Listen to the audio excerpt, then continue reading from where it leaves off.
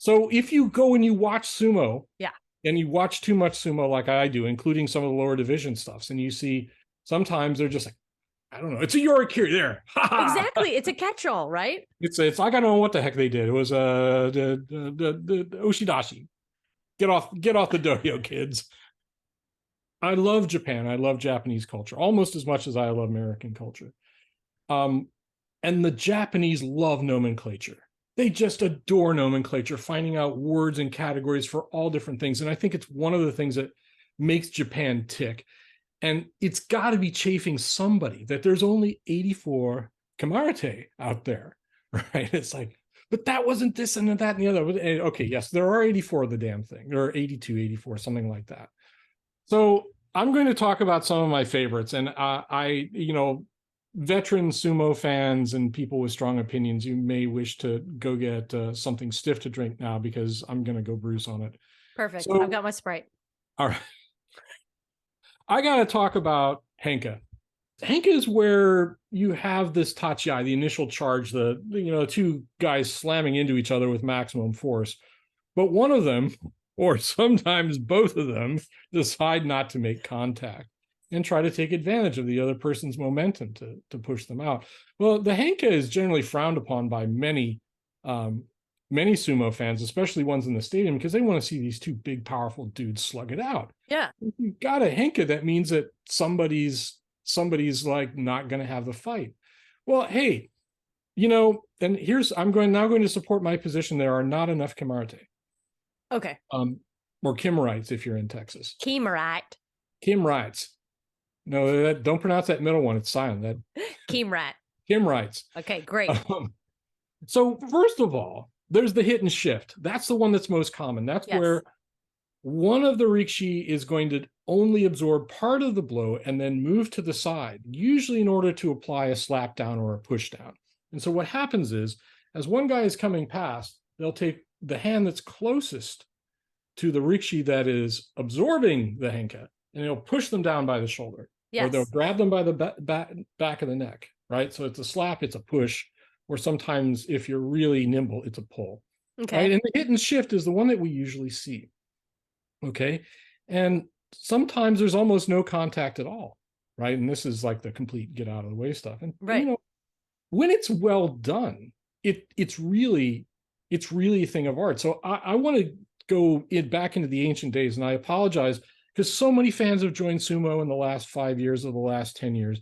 There are some great legendary figures in sumo classics, and I'm sorry, I have to comment now that that the Sumo Kyokai has taken upon itself to take down an incredible library of old tournament videos that were put up by the likes of Jason, the likes of Kintamayama, and all these other people. And it's robbing fans of the ability to look at Mayonumi.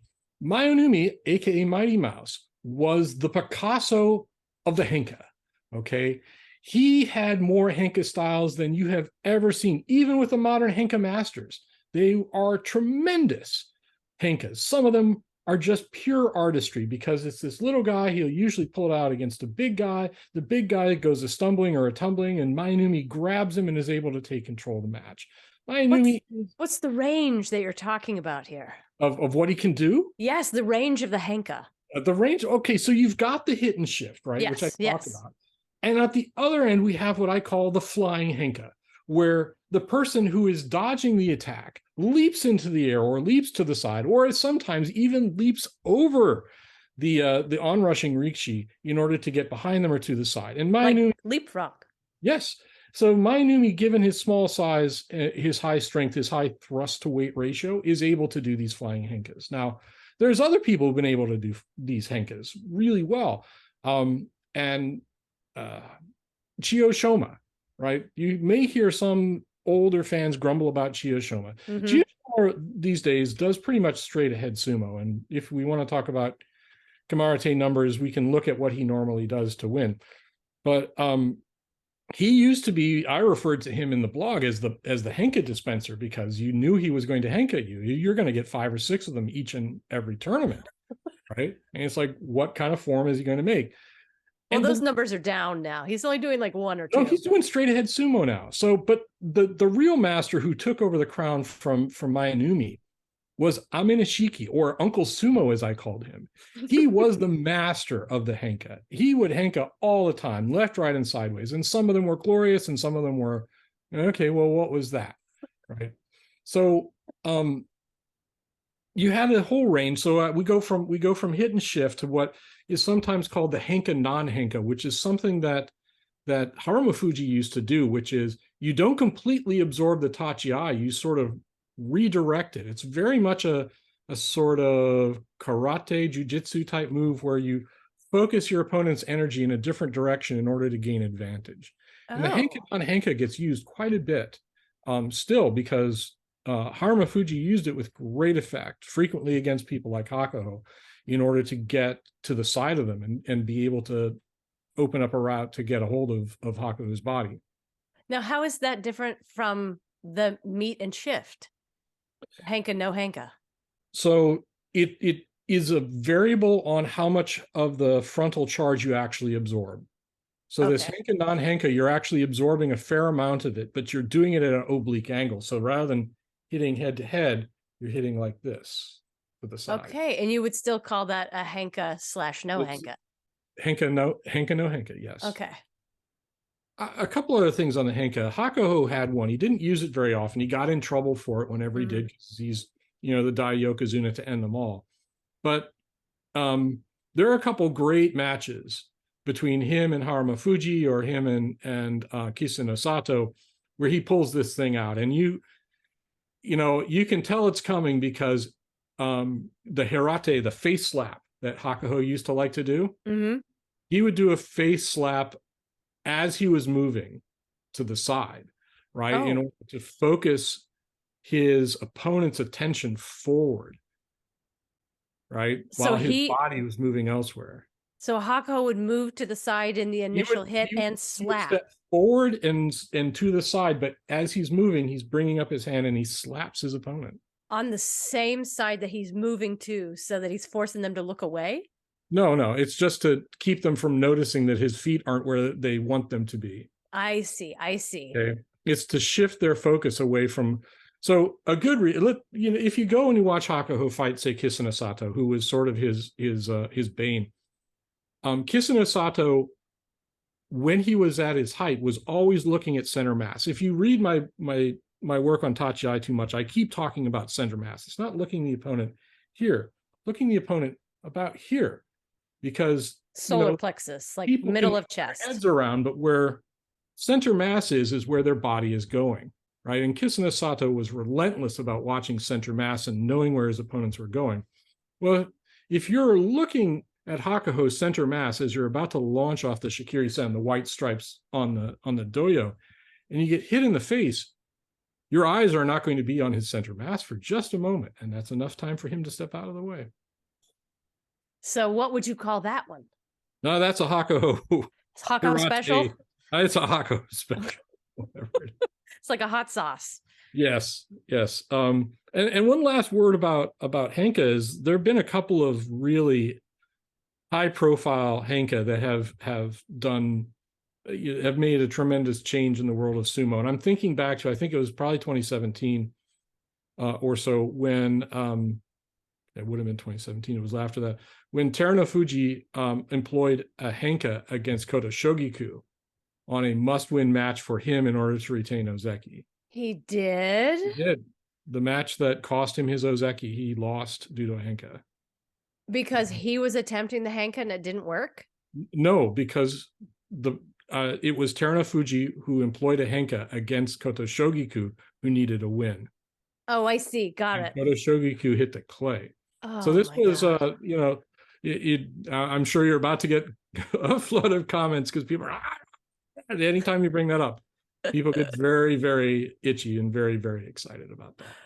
I have not seen that match. Yeah. So go find the match where, if you can ever find it now, because they took so much down, of the tournament where Kota Shogiku loses the Ozeki rank, and he loses it thanks to a henka. Oh. And it's brutal. It's just brutal. Oh, that's the thing. It's always brutal when the henka really works at that moment when the person really needs the win. Ooh, that's when it's kind of like a knife. But all of that is henka. Yes.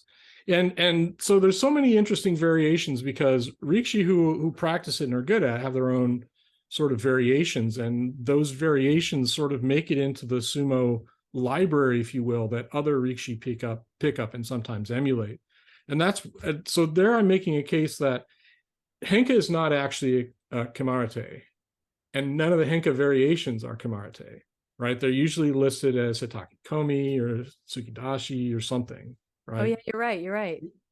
Tsukiyotoshi, sorry. Or I'm sorry. That's okay. I'm never going to correct you about that ever. Sorry, getting lost. I know the actual experts now are going, yeah, you bastard, you're getting it wrong. Well, let's flee to safety, shall we? Let's flee to safety of the Yorikiri, right? Which hear more than almost anything most of the time, and we'll talk about why that might not be the case anymore. Yorikiri, I refer to that as the ubiquitous battle hug, right? It's two giant men with their arms around each other, each trying to out-muscle the other one, right? It doesn't require two hands on the belt. It usually requires at least one hand on the belt, but one hand on the body is the minimum of what it takes to get a Yorikiri going, okay? Oh, one hand on the body. Mm-hmm. So Yori is pushing your opponent back, okay? And Kiri is moving your opponent out while having a grip on their mawashi or their body. So Yorikiri is pushing your opponent back while having a grip on either their body or their mawashi. That's how Yorikiri works. Okay, battle hug is much easier to remember. Right. So yes, it does require that both Rikishi be more or less facing each other, right? Okay. Although if you watch too much sumo, you will see things where they're not quite facing each other called Yorikiri. Again, I'm saying they're just like, I don't care, get out of here, it's Yorikiri. Yeah. No, sometimes I'm like, wait, that was the Koto Shogiku belly bump, and that was a Yorikiri. Yeah, well, that's actually called Geburi Yori, and it's not an actual kimarite either, right? So yet more evidence that there aren't enough. And so the belly bump is not an actual kimarite. It's usually listed as a Yorikiri because they're chest to chest, they're body to body. One's moving forward and the other one's moving backwards. Okay. Right. But Koto Shogiku and everyone else who's used Geburi Yori it's great to see. But let's some things about Yorikiri that folks may or may not know is that wrestlers have a distinct preference on left hand inside or right hand inside, and many of them are so into that if they are forced to go the opposite way, they won't fight effectively. And what's fascinating is that if you watch them hug their wives or each other, it's the same hand inside. You're kidding. That's why I call it a battle hug. Is they're essentially they're giving them a hug and then muscling them out. In order to win by Yorikiri, you don't have to have both hands inside or either hand inside. Plenty of people win Yorikiri by having both hands outside. Right. But if so, some Japanese words that are completely useless except in the context of sumo. Yeah. If you hear someone talk about Hidariyatsu, that's left hand inside. Yeah. Or Migiyatsu, that's right hand inside. Yes. Right. So Hidari left, Migi right. Yep. And Yatsu being chest to chest or, pushing somebody back. Right? Okay. So if you listen to crotchety old sumo fans like myself talk, you'll hear them go on about how pusher thruster is taking over sumo. This Oshi Zumo, right? And so fewer and fewer people in the top division are actually fighting by battle hugging. They're more or less shoving each other about or hitting each other, which, you know what, if you're going to fight, you might as well go for all forms of fighting.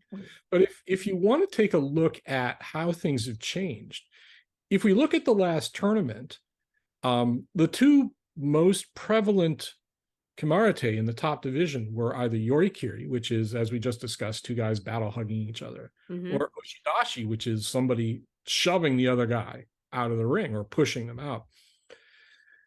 So you have 158 matches in the top division that were won by Yorikiri and 154 that were won by Oshidashi. They're almost equal. Wow. If we go back to 1995, which is sort of late, Akibono, sort of American Ascendant, it was 144 were won by Yorikiri and only 58 were won by Oshidashi.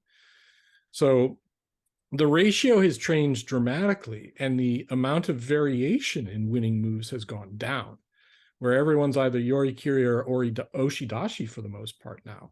And so it's really kind of fascinating to me that Oshi Sumo, or pusher thruster sumo, has been so ascendant. And if you think about the people who have been doing well, who are in top ranks or have been contending for the cup, more and more of them fight with very much throttle wide open pushing thrusting technique. That includes people like Abi, Daisho, Takakeisho. Yeah. All these guys are pusher thruster techniques. And that's why Wakataka Kagi and Wakamoto Haru are kind of interesting, because if you look at their kimarite, they favor Yorikiri, right? They will fight chest to chest most of the time. Why do you think that change has happened? Is it training techniques, or does one leave wrestlers healthier than the other, or why? Why do you think? So I think one of the reasons why Oshizumo has gained a lot of adoption is that it is to some extent easier to start with, but harder to finish with. Okay, the Yatsuzumo is tougher to get right at first, but if you master it, will take you further. Whereas Oshizumo, it's easier to get started with it and get good enough that you can start winning matches at lower ranks with it.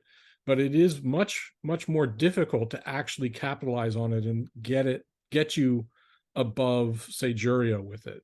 If you look at how many people don't necessarily make it up to the paid ranks versus those that do, and with the bulk of people now being largely Oshizumo practitioners, it's a tough race, right? And you've got people like Abi who are really very good at it, although their sumo is kind of narrow.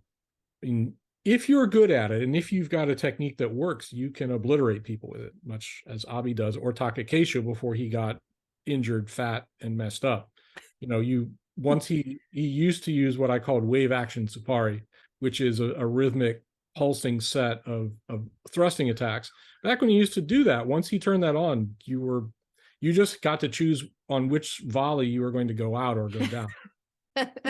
That was all you get to choose at that point. Once the wave action changed. And the wave action is like just the speed of it, or is it the angle of it? Like the wave action is that it arrived in bunches. Yeah, he has a rhythm. Oh. And if you can break the rhythm, then you have a chance. Right. But it's very hard to break the rhythm. It's also a nod to some anime, which, Star Blazers with the wave action gun and all the rest of it. So possibly, far too back in ancient history for some to appreciate, but yes. Our Star Blazer. Oh, well, see, so somebody knows, right? So yeah, it was a nod to the primary weapon on the ship for the. That was a classic. It was a classic anime. Oh, it was like a big, huge, like pirate ship with a big, huge blaster on the back going through space. It's fabulous. So yeah, if you spend too much time reading Tachiai, you'll see that I routinely sprinkle in a number of Japanese cultural references into my sumo commentary for the two people who actually get it, right? But the two people who get it, they love it. It's like, oh my God. Yeah, of course. Okay, so let's talk a little bit about Oshi Sumo. Does it matter if you are like Oshi? By the way, what does Oshi mean? So Oshi means pushing. Pushing. Okay, right. So does it matter where you push? Chest, neck. Oh, I thought you meant like doors and. Doors, sisters, friends. Well, so you see some of the Oshi Zumo guys practice, right? They get these giant truck tires and they push the damn things around. Yes. Right? And then if they're good enough at that, they try to push Takayasu. Which most of the time doesn't work. No, he loves it. Yeah, right. Like I've said before, the guy takes his rest attacking a teppo pole. He's basically he's kind of an optimum in terms of size, weight, and power in many cases. So yes, never try to push Takayasu because it may not actually work. But in general, Rikishi will have their preferences on where they target their Oshi, their Tsuki Oshi, Tsuki being hitting and Oshi being pushing, right? I always notice that when you can attack center mass, you're usually going to move your opponent back more. But some people want to go for disrupting, which is usually attacking the head, the neck, or the shoulders. And sometimes that works, right? It's not a rule of thumb that it's like if you attack somebody's head, it's not going to work for you, because frequently it does. But if you can attack center mass, it is always going to work for you.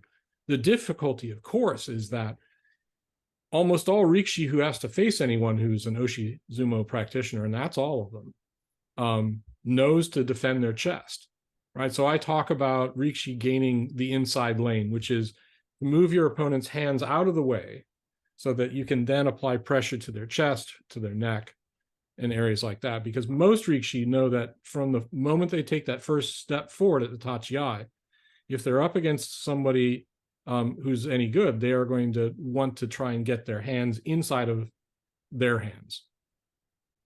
Right. And the last time we talked, I came to you with a question of like, what is the difference between a push and like a hit? Yes. Right. And I remember you saying it had a lot to do with the speed. Right. And it has a lot to do with how, yeah, right. And it's another one of these subjective things where it's just like, yeah, whatever. It's a Oshi Taoshi, go away. yes. But if it's a Taoshi, we know that the other person falls. Right. Yes. Right. We Yes. do know that, as a matter of fact. Yes. And if it's a dashi, then it's someone going out of the ring. Yes. Right? So yes. Oshidashi is you push somebody out of the ring. Oshi Taoshi is that you push them down and fell on them usually. Okay, so that's a little bit about pushes. We've got the battle hug. So let's talk a little bit about like either throws or leg sweeps. Well, you see, I didn't really prep anything on leg sweeps, but we will talk about Nage. All right. So when you hear someone talk about Nage, it's a throw, right? Nage is a throw. Nage is a throw. I always thought that was noggin. Well, it could be, right? It depends on how hard they throw you and where you land. Okay. So you'll also hear a couple other words in conjunction with that. One is uwate nage.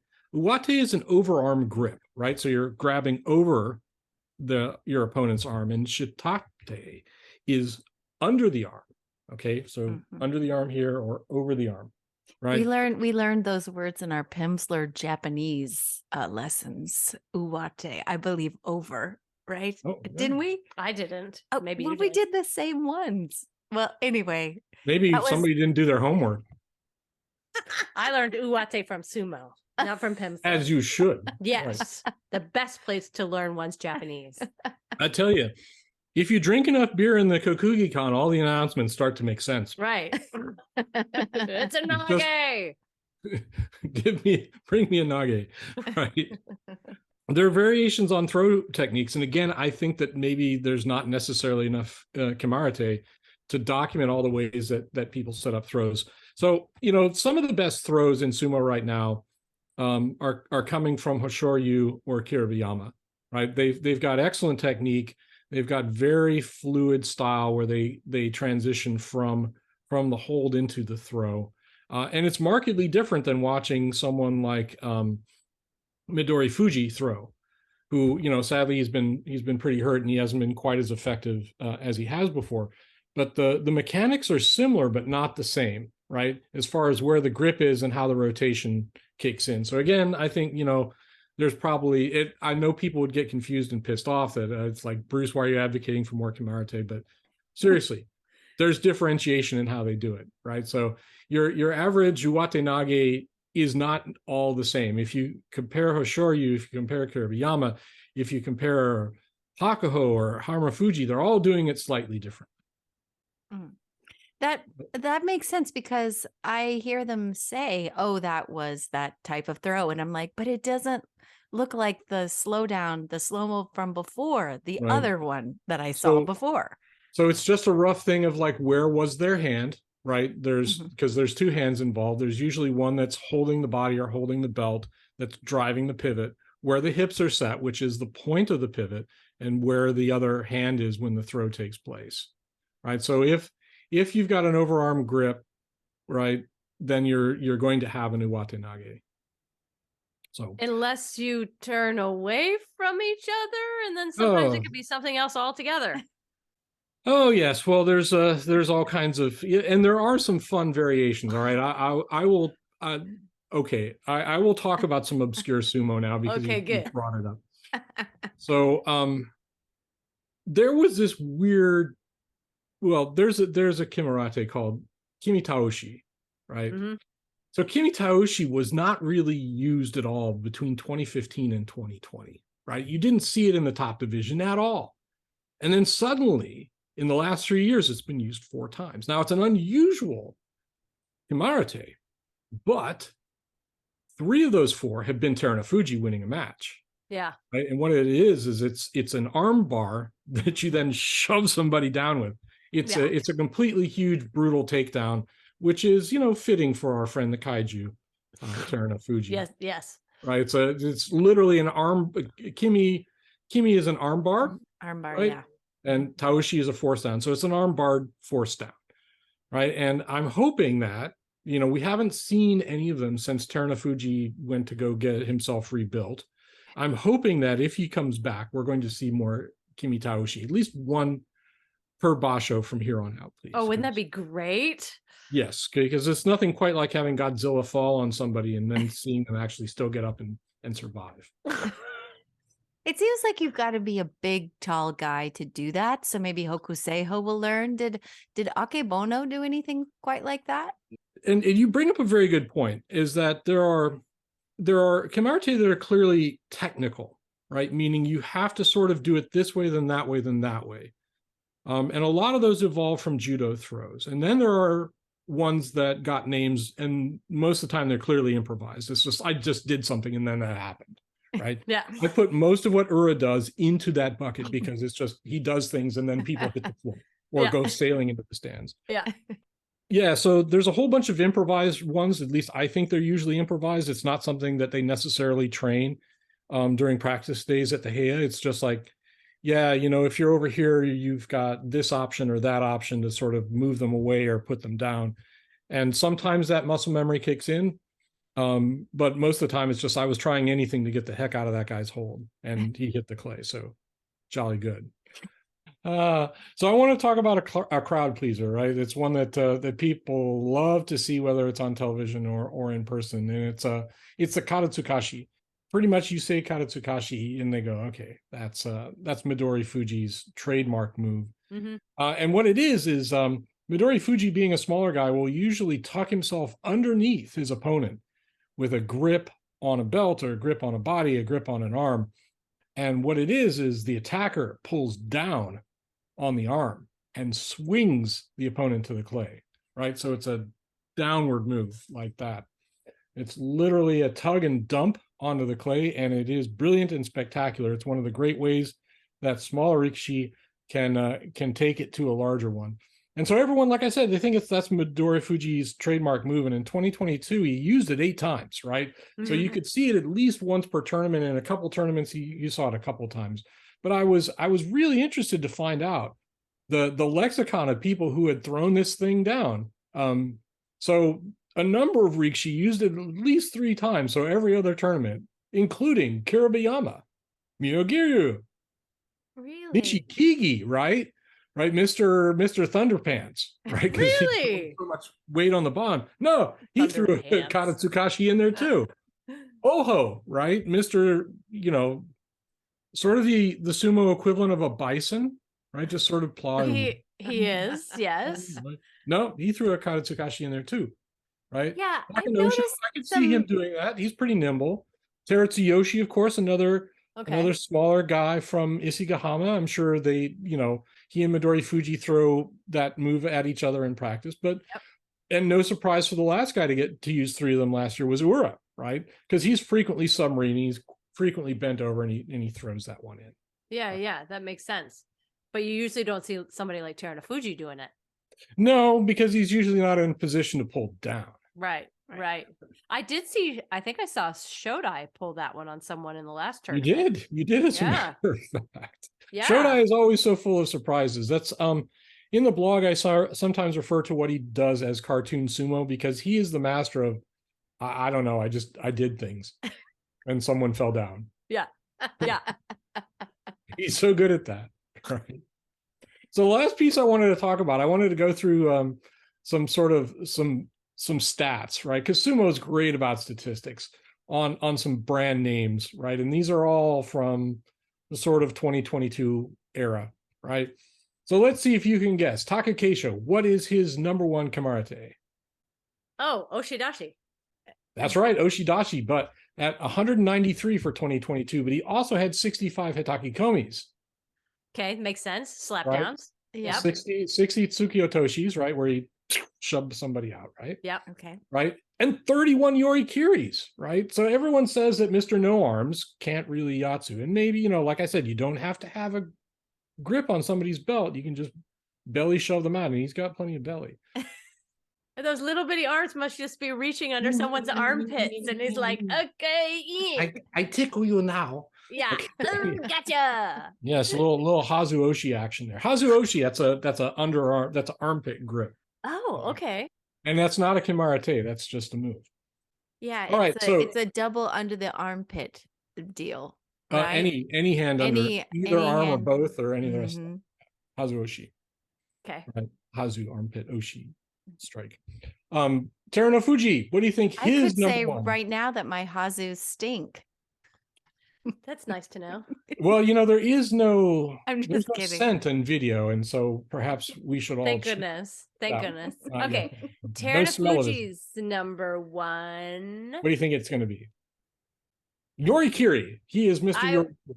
Is he? Oh, I huge would have version. thought that's pretty close to Oshi because he uses them both. But 235 Yorikiris across all of 2022. The next one is Oshidashi at 65. So Oh, way outnumbers. almost 4 times as many Yorikiris as Oshidashi. Okay, well that makes sense. He can battle hug me anytime. Yeah, he's good at getting the belt so fast. But he just hugs and walks forward, and he's Yeah. just so large. I mean, they can't do anything. All right. So what do you think Asanoyama? Oh, I haven't been Oh. watching him down at Jurios. I have no idea. I would bet Yorikiri, Yorikiri. maybe? Yep, he's mostly Yorikiri, but he Yeah. has a very strong Oshidashi as well as Uwatanage. Right. Ooh. Oh, Uwatanage. Yeah, of Right. course. So a lot of, because he's big enough that he's going to reach around with his outside hand and he's going to go over the arm and he's going to throw with it. Right, Mhm. right. Right, Of so course. Uwatanage, Yeah, and right? he's got you got to be able to spin really fast to do that too. You got to be able to Well, you got to at least be Sure. able to pivot. Your knees have to work. Yeah. And thankfully for him, his knees still work. All right. Yes. Let's go on into the weirder portion of things. Shodai. What do you think, Shodai? Let's He's go for a- Hatake Komi. Well, not really. It's Yorikiri again, right? Most of these guys are Yorikiri, but what's interesting is the ratio to that, right? So Yorikiri's got 202 across all of 2022, but his Oshidashi is 167, almost the same, right? So Yeah. he's just as liable to shove your ass out as he is to battle hug you and take you down or take you out. Interesting. So let's set the Wayback Machine to some classic people. How about Hakuho, right? What kind of Oh. things do you think Hakuho would do? Oh, right? Yorikiri is what I would think. Right, He's so Yorikiri always is on the right, but what do you belt. think his number 2 would be? I would think throws, some sort of throw. You are a sharp lady. It is Uwatanage, Yeah. right? Nice. But what's Yeah. interesting is that his numbers for Uwatanage, Oshidashi, and Hitaki Komi were almost all the same. Right? He was That just as makes likely as to sense. slap you down, shove you out, or throw your ass. No, that makes sense because people never know what to expect from him. He was unpredictable in that way. Very was. He well was- rounded. Not as rounded as Kisenosato. What do you think Kisenosato's number 1 is? I would have said Oshi. No, it's Yorikiri, right? He was famous for his battle hug, right? So there is a move called Otsuke, which is where you clamp your elbow to your body in order to close access to the side of your body. And his Otsuke was legendary. It was impenetrable. And not only could he defensively lock his elbow in, but he could then use his left hand to also attack. Nobody is going to Yes. be touching his hazes. That's right. His That's Haze- armpits again. Well, was he good on both sides? Because once he had No, that he was shoulder injury. he was left-handed, right? And so Okay. when he lost his left shoulder, his career was basically done at Yeah. that. Yeah. Right. So yeah, he was also a Yorikiri specialist, Okay. but he was always willing to do some nice Oshidashi as well. So if he couldn't grab you, he'd push you out. Okay. One more. Let's talk about Kakuryu. Right. So again, his number 1 is going to be Yorikiri, and Yep. probably his number 2 is going to be Oshidashi. But what do you think his go-to was if he couldn't hold you and he couldn't push you? I'm willing to bet it's also another throw. Those Mongolians are great at leg You would trips think and so, throws. but what was really interesting about Kakuryu is that Hataki Komi is his number 3. Really? Right. So I always referred to him as having what I call reactive sumo, meaning if you started changing up your sumo or you came at him in a way that wasn't working for his offense, he would respond to your offense and entrap you. He would keep the match going just long enough for you to make a mistake. And then usually his response was Hataki Komi to slap you down. Well, that's what people will often say about Shodai as well. That's true. And I think that's probably me out of time, but thank you so much for having me on to talk about crazy, stupid sumo facts. No, I'm just honored to have you here. Thank you so much for giving us some of your time. I really appreciate it. Thank you, Bruce. That was awesome. That Well, was thank you. definitely informative. I learned some things. Thank right. you. Thank you. Yeah. Have a wonderful night, Bruce. Will do. Bye. Bye.